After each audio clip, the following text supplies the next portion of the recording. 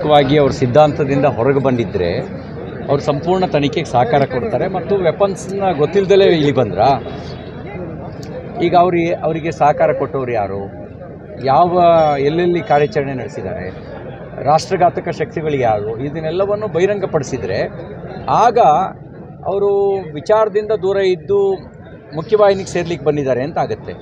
ಇಲ್ಲದೇ ಇದ್ದರೆ ಅವರಿಗೆ ಪ್ಯಾಕೇಜ್ ಕೊಡೋದ್ರೊಳಗಡೆ ನಿಮಗೆ ಲಾಭಕ್ಕಿಂತ ಹಾನಿಯೇ ಜಾಸ್ತಿ ಆಗುತ್ತೆ. ಹಾಗಾಗಿ ಶರಣಾಗತಿ ಸಾಂದರ್ಭಿಕ ಅನುಕೂಲ ಪಡೆಯೋಕ್ಕಾಗಬಾರ್ದು.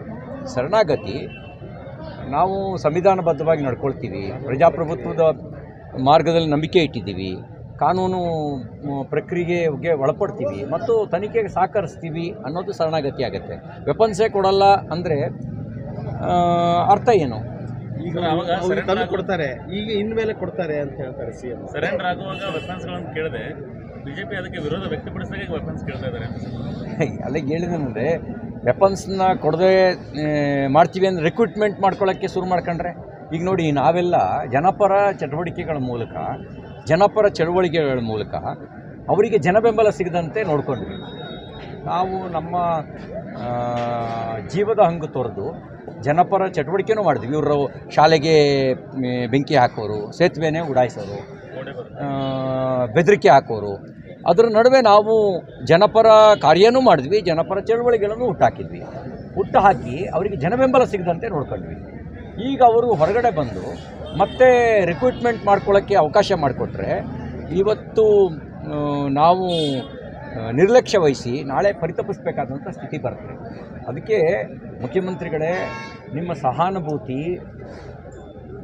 ಬಡವ್ರ ಪರವಾಗಿದ್ದರೆ ತಪ್ಪಲ್ಲ, ನಕ್ಸಲರ ಪರ ಸಹಾನುಭೂತಿ ಇದ್ದರೆ ಅದು ರಾಷ್ಟ್ರಕ್ಕೆ ಹಾನಿ ಮಾಡುತ್ತೆ.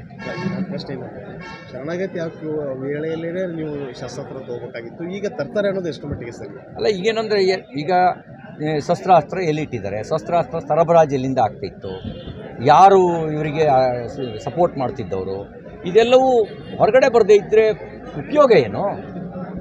ನಿಮ್ಗೆ ಅದರ ಲಾಭ ಏನು ಹೇಳಿ? ನೀವು ಹಾಗೆ ಯೋಚನೆ ಮಾಡಿ, ಏನು ಲಾಭ ಆಗುತ್ತೆ ಹೇಳಿ? ಇದೆಲ್ಲ ಹೊರಗೆ ಬರಬೇಕಲ್ವಾ? ಸರ್, ಈಗ ಶರಣಾಗತ ಆದವರು ಮತ್ತು ವಿಕ್ರಮ್ ಗೌಡ ನಡುವೆ ಇದೇ ಕಾರಣಕ್ಕೆ ಭಿನ್ನಾಭಿಪ್ರಾಯ ಉಂಟಾಗಿತ್ತು ಅಂತ ಸರ್, ಒಂದು ಆಡಿಯೋ ಬೇರೆ ವೈರಲ್ ಆಗಿತ್ತು. ನನಗೆ ಅದ್ರ ಬಗ್ಗೆ ನನಗೆ ಗೊತ್ತಿಲ್ಲ. ನಮಗೆ ನಕ್ಸಲ್ ಸಿದ್ಧಾಂತದ ಬಗ್ಗೆ ಸಿಂಪತಿ ಇಲ್ಲ. ನಕ್ಸಲ್ರದ್ದು ಪ್ರಜಾಪ್ರಭುತ್ವ ವಿರೋಧಿಯಾದ ನಡೆ, ಬಡವ್ರ ಪರ ಅನ್ನೋದು ಮುಖವಾಡ ಮಾತ್ರ. ಈಗ ನಿಮಗೆ ಬಡವ್ರ ಪರವಾಗಿ ಏನು ಒಳ್ಳೆ ಕೆಲಸ ಮಾಡಿದ್ದಾರೆ? ಒಂದು ಆಶ್ರಮ ಕಟ್ಟಿದ ಮನುಷ್ಯ ಬಡ 4 ಮಕ್ಕಳು ಬಡವನ್ನ ಇಟ್ಕೊಂಡು ಸಾಕಿದ್ದಾರೆ.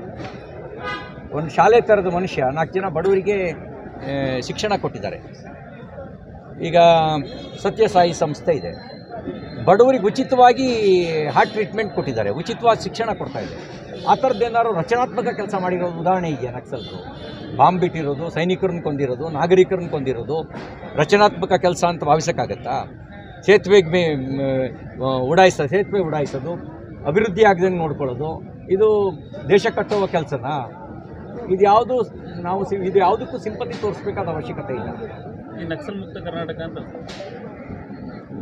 ಆ ವಿಚಾರ ಮುಕ್ತ ಆಗದೇ ಇದ್ದರೆ ಇವರು ಆರೋಗ್ಯದ ಕಾರಣಕ್ಕೋ ಬಂದು ಇಲ್ಲಿ ಪ್ಯಾಕೇಜ್ ತೊಗೊಂಡು ಇನ್ಯಾರೋ ಹೊಸಬ್ರು ಬಂದು ಆ ವಿಚಾರ ಇಟ್ಕೊಂಡು ಹೊರಟ್ರೆ ಆ ವಿಚಾರ ಮುಂದುವರಿಯುತ್ತೆ. ಹಾಗಾಗಿ ವಿಚಾರವನ್ನು ಬಿಡಿಸೋತ ಕಿತ್ತಾಕಬೇಕು. ಆ ವಿಚಾರ ಸಂವಿಧಾನ ವಿರೋಧಿ, ವಿಚಾರ ರಾಷ್ಟ್ರ ವಿರೋಧಿ, ಐಡಿಯಾಲಜಿ ರಾಷ್ಟ್ರ ವಿರೋಧಿ, ಐಡಿಯಾಲಜಿಗೆ ಸಮರ್ಥನೆ ಮಾಡೋದು ಕೂಡ ರಾಷ್ಟ್ರ ವಿರೋಧಿ ಆಗುತ್ತೆ ಮತ್ತು ಸಂವಿಧಾನ ವಿರೋಧಿ ಆಗುತ್ತೆ.